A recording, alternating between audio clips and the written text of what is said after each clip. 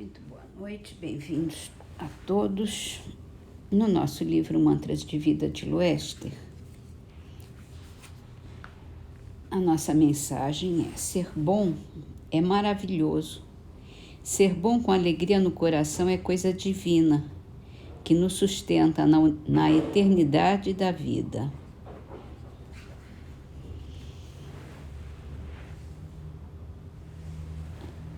No Livro dos Espíritos, entramos num novo item dentro da Lei do Progresso, que é a influência do Espiritismo no progresso. E ele pergunta na pergunta 798 se o Espiritismo se tornará crença comum ou ficará sendo partilhado como crença apenas por algumas pessoas. Certamente que se tornará crença geral e marcará uma nova era na história da humanidade, porque está na natureza e chegou o tempo em que ocupará lugar entre os conhecimentos humanos. Terá, no entanto, que sustentar grandes lutas, mais contra o interesse do que contra a convicção, porque não há como dissimular a existência de pessoas interessadas em combatê-lo, umas por amor próprio, outras por causas inteiramente materiais. Porém, como virão a ficar insulados, seus contraditores se sentirão forçados a pensar como os demais, sob pena de se tornarem ridículos. E Kardec escreve aqui uma nota: as ideias só com o tempo se transformam, nunca de súbito. De geração em geração, elas se enfraquecem e acabam por desaparecer paulatinamente com os que as professavam, os quais vêm a ser substituídos por outros indivíduos imbuídos de novos princípios, como sucede com as ideias políticas. Veja o paganismo. Não há hoje mais quem professe as ideias religiosas dos tempos pagãos. Todavia, muitos séculos após o advento do cristianismo, delas ainda restavam vestígios que somente a completa renovação das raças conseguiu apagar. Assim será com o espiritismo. Ele progride muito, mas durante 2 ou 3 gerações ainda haverá um fermento de incredulidade que unicamente o tempo aniquilará. Sua marcha, porém, será mais célere que a do cristianismo, porque o próprio cristianismo é quem lhe abre o caminho e serve de apoio. O cristianismo tinha que destruir, o espiritismo só tem que edificar. E aí a gente lembra que temos 160 anos do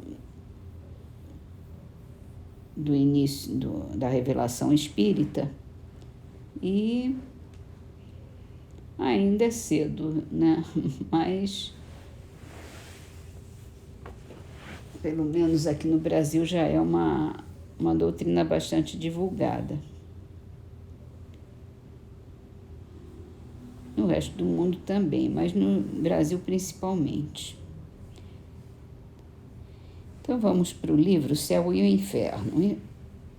A gente está lendo histórias de suicidas dadas pelas comunicações que foram recebidas na Sociedade de Paris. E essa é de Felician. Era um homem rico, instruído, de espírito poeta, possuidor de caráter são, obsequioso e ameno, de perfeita honradez. Falsas especulações comprometeram-lhe a fortuna e, não lhe sendo possível repará-la em razão da idade avançada, cedeu ao desânimo, se enforcando em dezembro de 1864 no seu quarto de dormir. Não era materialista nem ateu, mas um homem de gênio um tanto superficial, ligando pouca importância ao problema da vida de além-túmulo. Conhecendo-o intimamente, evocamo-los 4 meses após o suicídio, inspirados pela simpatia que lhe dedicávamos. É feita a evocação e ele responde: choro a terra na qual tive decepções, porém menores do que as experimentadas aqui. Eu que sonhava maravilhas, estou abaixo da realidade do meu ideal. O mundo dos espíritos é bastante promíscuo e, para torná-lo suportável, seria mister uma boa triagem. Não torno a ele. Que esboço de costumes espíritas se poderia fazer aqui? O próprio Balzac, estando no seu elemento, não faria tal esboço, senão de modo rústico. Não o obriguei, porém. Onde estarão esses grandes espíritos que tão energicamente profligaram os vícios da humanidade? Deviam eles, como eu, habitar por aqui antes de se alçarem a regiões mais elevadas. Apraz-me observar esse curioso pandemônio e assim fico por aqui. Aqui é uma nota. Apesar de o espírito nos declarar que se acha numa sociedade assaz promíscua e, por consequência, de espíritos inferiores, surpreendeu-nos a sua linguagem, dado o gênero de morte, ao qual, aliás, não faz qualquer referência. A não ser isso, tudo mais refletiu seu caráter. Tal circunstância deixava-nos em dúvida sobre a identidade. Então eles perguntam: tenha a bondade de nos dizer como morreu. Como morri? Pela morte por mim escolhida, a que mais me agradou, sendo para notar que meditei muito tempo nessa escolha com o intuito de me desembaraçar da vida. Apesar disso, confesso que não ganhei grande coisa. Libertei-me dos cuidados materiais, porém para encontrá-los mais graves e penosos na condição de espírito, da qual nem sequer prevejo o fim.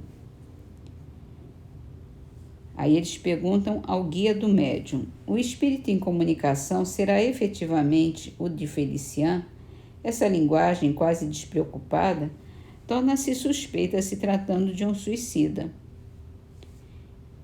E ele responde: sim, entretanto, por um sentimento justificável na sua posição, ele não queria revelar ao médium o seu gênero de morte. Foi por isso que dissimulou a frase, acabando, no entanto, por confessá-lo diante da pergunta direta que lhe fizeram, e não sem angústias. O suicídio o fará sofrer muito, e por isso desvia o mais possível. O suicídio o faz sofrer muito, e por isso desvia o mais possível tudo o que lhe recorde o seu fim funesto. Então eles perguntam ao espírito: a sua desencarnação tanto mais nos comoveu, quanto lhe prevíamos as tristes consequências, além da estima e intimidade das nossas relações. Pessoalmente não me esqueci do quanto era obsequioso e bom para comigo. Seria feliz se pudesse testemunhar a minha gratidão, fazendo algo de útil por você. Ele responde: entretanto, eu não podia furtar-me de outro modo aos embaraços da minha posição material. Agora só tenho necessidade de preces. Orem principalmente para que me veja livre desses hórridos companheiros que aqui estão junto de mim, obsidiando-me com gritos, sorrisos e motejos infernais. Eles me chamam de covarde, e com razão, porque é covardia renunciar à vida. É a 4ª vez que sucumbo a essa provação, não obstante a formal promessa de não falhar. Fatalidade, orem, que suplício meu, quanto sou desgraçado. Orando fazem por mim mais que vocês podem fazer quando na terra. Mas a prova ante a qual fracassei tantas vezes, aí está, retraçada, indelével diante de mim. É preciso tentá-la novamente em dado tempo. Terei forças a recomeçar a vida tantas vezes, lutar por tanto tempo para sucumbir aos acontecimentos é desesperador mesmo aqui. Eis porque tenho carência de força. Dizem que podemos obtê-la pela prece. Orem por mim que eu quero orar também. Mais uma notinha. Esse caso particular de suicídio, posto que realizado em circunstâncias vulgares, apresenta uma feição especial. Ele nos mostra um espírito que sucumbiu muitas vezes à provação, que se renova a cada existência e que renovará até que ele tenha forças para resistir. Assim se confirma o fato de não haver proveito no sofrimento sempre que deixamos de atingir o fim da encarnação, sendo preciso recomeçá-la até que saiamos vitoriosos da campanha. Bom, eu vou parar por aqui que ainda estamos pela metade da mensagem. Na próxima a gente termina. E para finalizar nossa leitura, é o livro Trovas do Outro Mundo. Essa é de Toninho Bittencourt, chama-se Dor e Felicidade. Ensinamento que vejo nos climas de toda a idade: quanto maior o desejo, menor a felicidade. Felicidade real que não sofre contradita, aquela que vive oculta nos males que a gente evita.